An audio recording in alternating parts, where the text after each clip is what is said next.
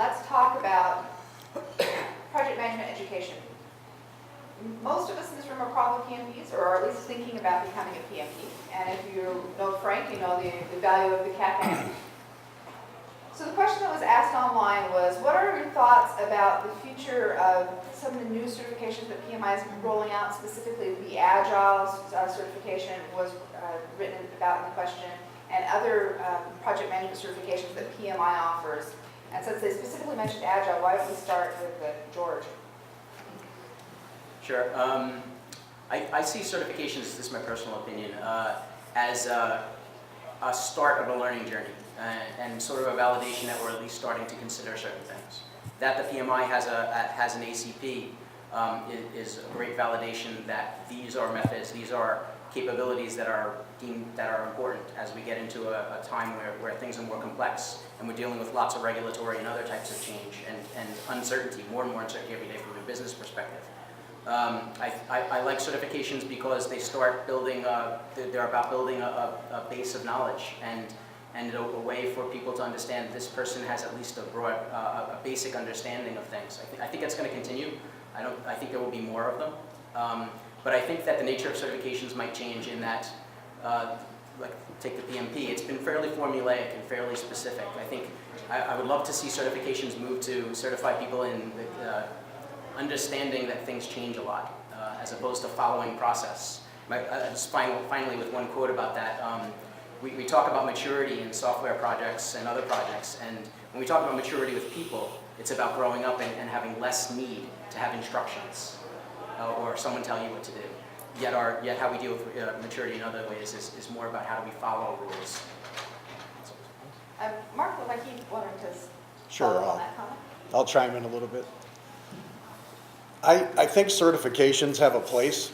They certify somebody's level of understanding of something, but rarely do certifications certify somebody's ability to practice and to implement, right? And to accomplish and to lead. I interviewed, was in a room with about 30 PMO executives. And one of them asked the question, what do you think about PMP certifications and other certifications of the group? The group came to the unanimous conclusion that there's not a correlation between certifications and the effectiveness of PMs. I interview 150 PMs per year on average. There's no correlation between those that have certifications, right, and those that we hire. I'm not saying it's good or bad or indifferent, right, but I know they have a baseline of knowledge. My recommendation in the area of certifications is always complemented with experiential learning and training. Learn from a master, right? If you're going to be a doctor, you're going to learn from a doctor. Go through residency with someone who is a practitioner who will observe what you do, tune your skills, give you feedback. That's a missing component today in most organizations. People say they have process, they have methodology. When I get under the covers, I see methodology at the portfolio level. I don't see very much beneath that in the way of helping project managers do their job on a daily basis, right?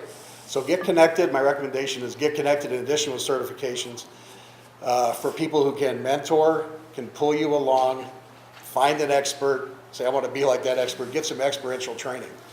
That's essentially our model, the company I work for, and I'm not here to make a pitch, but I'm just saying before we'll put a project manager and cut them loose, they have to prove to us that they can lead, right? They can accomplish the basics of project management, that they have the skills to influence, they have good, all the soft skills and things that we're talking about. Diane, I know your firm does a lot of PMP training. Do you want to talk about certifications? I agree from the perspective that the training is a baseline.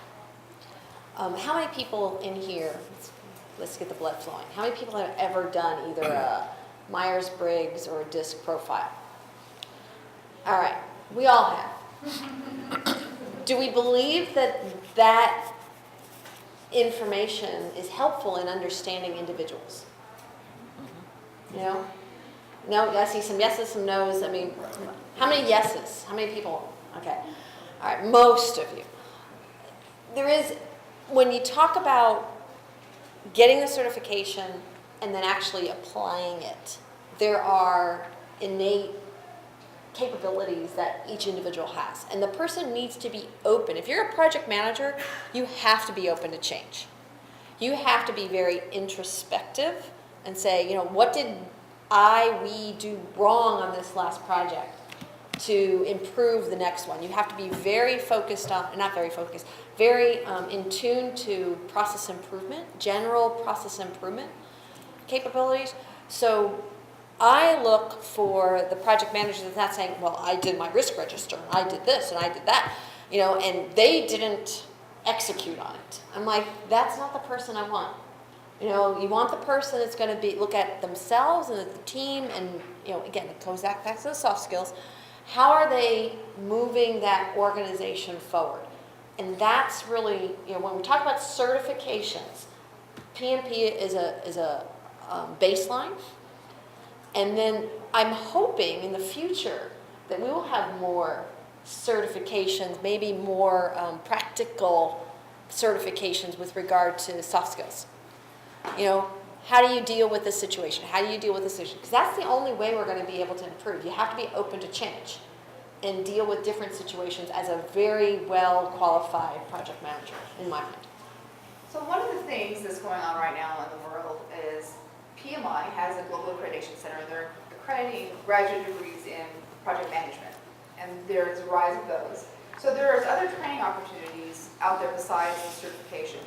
If you're looking for 2022, based on our conversation about PM being both a life skill and as a profession, what type of training do you think an individual needs to get today to be prepared for 2022? And Marty, I know you've been doing, we had an interesting hallway conversation about that, so we'll start with Marty, then we'll move to Jack. Jack, let's go. Looking at the future will be different. As I told Frank, and he agreed that, yeah, that's a pretty safe statement to make. The future will be different. This concept of certification by a memory-based exam, I personally think is silly.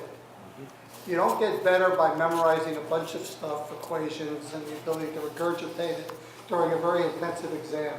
I see the future, and what I'm working at the university is moving away from the traditional training to more of simulations. Like we do, I work for Ford Corporation.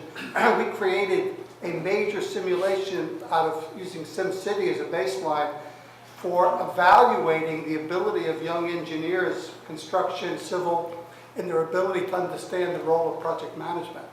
And I see the future certifications being similar to what's done today for airline pilots who go through detailed simulations, the military, and other fields where we'll move away from this memory-based testing to simulations where your ability to respond to real situations, to crises, will be tested under fire with teams, not as individuals, but with teams of people.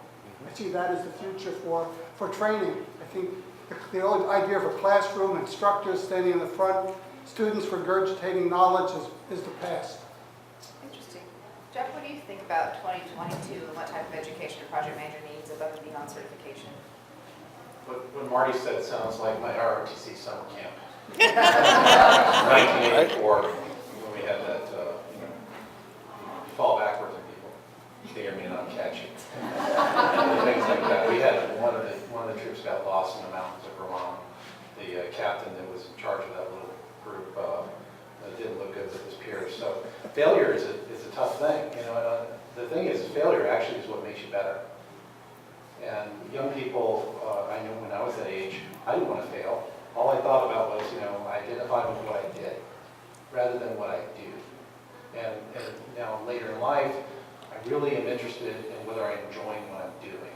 And the thing about certifications is that it gives you some identity with an accomplishment rather than what your current capabilities are and how you want to push yourself to do even more. So as a hiring manager, I'm like Marc here, I look for, you know, is there a spark inside this person? Are they enthusiastic? Would they be able to lead a team? And would they stretch themselves to do things they've never done before? So that's my